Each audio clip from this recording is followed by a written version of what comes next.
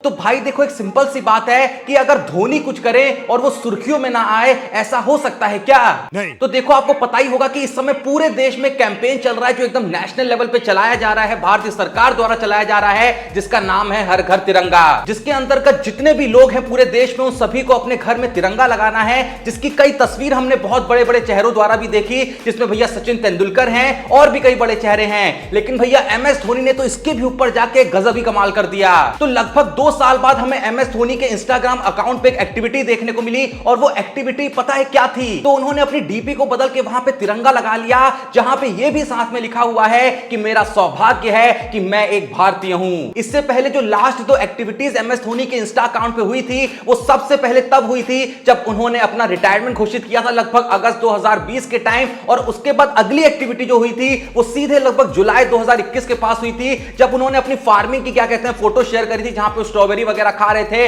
और अब जाके 2022 में उन्होंने एक फोटो लगाई, जैसा मैंने कहा, जिसको वो कहीं ना कहीं कैंपेन को सपोर्ट कर रहे हैं, जिसमें हर घर तिरंगा को। और साथ ही साथ उनके इस एक्शन के बाद बहुत सारे लोग थे इंस्टा पे जिन्होंने अपनी डीपी को सेम टू सेम बदल लिया। और MS धोनी की ना यही बात सबसे पसंद आती है कि भैया कोई ढिंडोरा विंडोरा ज्यादा पीटने का नहीं, चुपचाप भैया अचानक से कुछ करने का, लेकिन जब भी करने का भैया अपने आप ही ट्रेंड बन जाने का। वैसे जो भी ये वीडियो देख रहा है, आज ये बताए कि आप लोगों में से किस किस ने अभी तक अपने घर में तिरंगा लगा लिया है? जिसने भी लगाया है कमेंट में जरूर बताइएगा। बाकी थोड़ा सा आगे बढ़े तो भैया मैं बताना चाहूंगा कि चेतेश्वर पुजारा ने तो भैया फाड़ के रखी है। देखो, ये तो आपको पता है कि जब हाल ही में चेतेश्वर पुजारा ने इंडिया में रिटर्न किया था, उस रिटर्न का रीजन क्या था कि उन्होंने सक्सेस के लिए जो वो काउंटी खेल रहे थे बाहर, वहां उन्होंने भैया लगातार शतक पे शतक जड़ दिए थे। जहां उन्होंने 2 दोहरे शतक लगाए थे और 5 शतक लगाए थे। और जैसी इंडिया टेस्ट मैचेस से ब्रेक पे थी, उसके बाद वापस से वो काउंटी में लौट गए थे, जहां वापस से वो रनों की बरसात कर रहे थे। लेकिन फिलहाल भैया वो एक वनडे कप खेल रहे हैं सक्सेस के लिए, जहां पे भैया कल चेतेश्वर पुजारा ने फोड़ रखा है। चेतेश्वर पुजारा जो बहुत ही स्लो पारियां खेलने के लिए जाने जाते हैं, उन्होंने एक ही ओवर में 22 रन जड़ दिए और साथ ही साथ मात्र 73 बॉलों पे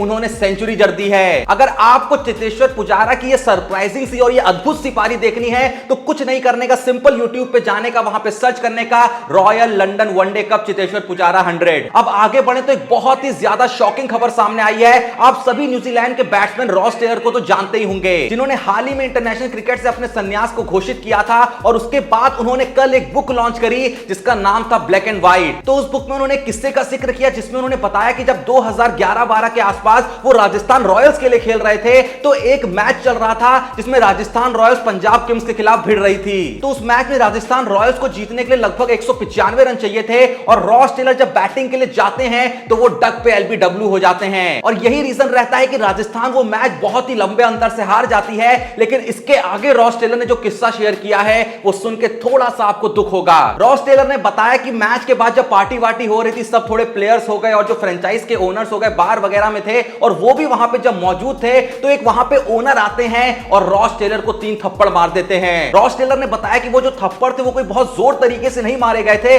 लेकिन स्टिल मुझे समझ में नहीं आ रहा था कि ये गुस्से में मारे जा रहे हैं या फिर मजाक में मारे जा रहे हैं, क्योंकि वो जो ओनर थे वो थोड़ा मुस्कुरा भी रहे थे। आगे रॉस टेलर ने बुक में ये लिखा है कि उस ओनर ने साथ ही साथ मुझसे ये भी कहा कि हम आप पे इतने $1 मिलियन जो खर्च करते हैं, ये जीरो बनाने के लिए नहीं देते हैं, बल्कि रन मारने के लिए देते हैं। और इस पे रॉस टेलर का कहना है कि मुझे तब कहीं ना कहीं ऐसा लगा था कि ये जो भी इंसिडेंट हो रहा है कहीं ना कहीं मजाक में हो रहा है, लेकिन थोड़े टाइम बाद मेरे को ये रियलाइज हुआ कि असल में ये बहुत ही मेरा खराब इंसिडेंट था। बाकी अब थोड़ा सा और आगे बढ़े तो भैया संजय मंजरेकर ने रविंद्र जडेजा के बारे में एक ऐसी बात कही है ना, कसम से मेरे को उसका 1% भी लॉजिक समझ नहीं आया। संजय मंजरेकर ने कहा कि जडेजा को एशिया कप में खुद को प्रूव करना होगा, अगर वो चाहते हैं कि भैया वो हार्दिक पांड्या की जगह खेल सके या फिर दिनेश कार्तिक की जगह खेल सके। मतलब 2 पल के लिए देखो, मेरे को ये लॉजिक समझ में आता है कि हार्दिक पांड्या और रविंद्र जडेजा कहीं ना कहीं थोड़े से इनके सेम एट्रीब्यूट्स हैं, लेकिन दिनेश कार्तिक और जडेजा का क्या कंपैरिजन है? और देखो, मैं सिंपल सी बात बता रहा हूं कि देखो, हार्दिक पांड्या तो रिप्लेस हो ही नहीं सकते, हार्दिक पांड्या तो खेलेंगे ही खेलेंगे। और सेम टाइम पे मेरा तो ये मानना है कि रविंद्र जडेजा तो खेलेंगे ही खेलेंगे,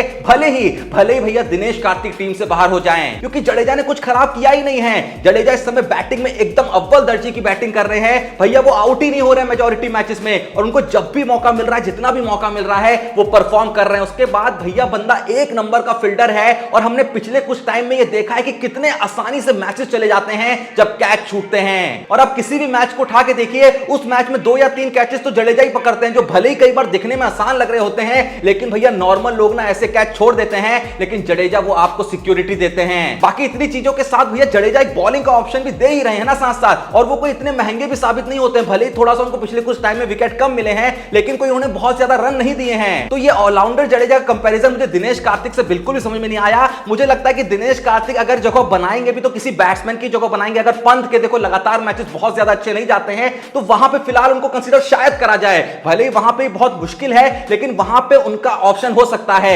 जडेजा और दिनेश कार्तिक का तो कोई लॉजिक ही नहीं है। आपको क्या लगता है कि जडेजा और कार्तिक में से कोई एक खेलेगा, दोनों खेलेंगे? और अगर एक खेलेगा तो कौन खेलेगा, कमेंट में जरूर बताइएगा। पर साथ ही साथ जैसा मैंने एक और सवाल पूछ रखा है कि क्या आपने अपने घर में तिरंगा लगा लिया है? जो भी ये वीडियो देख रहा है ये भी कमेंट में जरूर बताना है। बाकी अब मैं आपको एक फाइनल बात बता देता हूं जो कि बहुत ही कमाल की, जिसे सुन के आपको बहुत ज्यादा खुशी मिलेगी कि रिकी पॉन्टिंग भैया ने तो सीधे क्लियरली बोल दिया है कि इंडिया एशिया कप में बहुत ही आराम से पाकिस्तान को हरा देगी, और साथ ही साथ इंडिया ही होगी जो भैया एशिया कप की विजेता बनेगी। क्योंकि पॉन्टिंग कहते हैं कि जिस तरीके की डेप्थ इंडिया के बैटिंग लाइनअप में है, वैसी डेप्थ और किसी टीम में भी नहीं है। अब देखो ये बात कितनी सच है या कितनी झूठ है ये तो नहीं पता, लेकिन सुन के भैया बहुत मजा आया हमको। तो थोड़ा सा और मजे ले लेते हैं और ये देख लेते हैं कि भैया कौन है आज के क्रिकेट स्टार जिन्होंने भेजा है अपना सवाल हमारे इंस्टाग्राम के द्वार। तो उनका नाम है आदर्श सिंह, जो पूछते हैं क्या एशिया कप में बुमराह के ना होने से बॉलिंग वीक लग रही है इंडिया की? भाई देखो जाहिर सी बात है कि बुमराह नहीं है तो कहीं ना कहीं 40 to 50% तो बॉलिंग वीक हो ही जाती है। उसके ऊपर से हर्षल पटेल भी नहीं है, लेकिन एक बात अच्छी ये है कि अर्शदीप सिंह ने अच्छा खासा खुद को प्रूव किया है। साथ ही भुवनेश्वर कुमार भी इस समय अपने थोड़े से पीक फॉर्म में है, तो इतनी कोई दिक्कत आनी नहीं चाहिए। इसके अलावा देखो जो एशिया कप खेला जाना है ना, वो यूएई में खेला जाना है, जहां पे स्पिन का भी बहुत काम रहेगा। तो उससे भी ज्यादा जरूरी ये रहेगा कि भैया चहल कैसा करते हैं, जडेजा कैसा करते हैं, बाकी बिश्नोई अश्विन को जो मौका मिलेगा वो कैसा करते हैं। बाकी जैसा मैंने कहा कि इसमें तो कोई भी शक नहीं कि अगर बुमराह नहीं है तो भैया बॉलिंग तो वीक होगी, क्योंकि बुमराह है। तो बाकी अगर आपके मन में कोई सवाल है तो बिल्कुल ही वेट नहीं करने का, भैया डिस्क्रिप्शन में लिंक मौजूद है हमारे Insta page Cricbaazi with Joshi का, वहां पे जाने का, फॉलो करने का, बेहतरीन कंटेंट वहां पे आता है। और इसके साथ ही साथ कोई भी मन में सवाल हो जाके भेज देने का, जो हम आने वाली वीडियो में आपके नाम को शॉर्ट आउट फीचर करेंगे भाई। एंड इसके अलावा जो मैंने सवाल पूछा है कि भैया आपने क्या अपने घर में तिरंगा लगा लिया है, कमेंट में जरूर बताइएगा। हमने तो भैया लगा लिया है। और साथ ही साथ अगर वीडियो पसंद आए तो वीडियो को एक लाइक जरूर दीजिएगा। अगर अभी तक चैनल को सब्सक्राइब नहीं करा है तो कुछ 8000 सब्सक्राइबर दूर है हम 1 लाख पहुंचने से, तो प्लीज जो भी ये वीडियो देख रहा है चैनल को सब्सक्राइब करें। बाकी मिलते हैं नेक्स्ट वीडियो में, तब तक के लिए जय हिंद, धन्यवाद।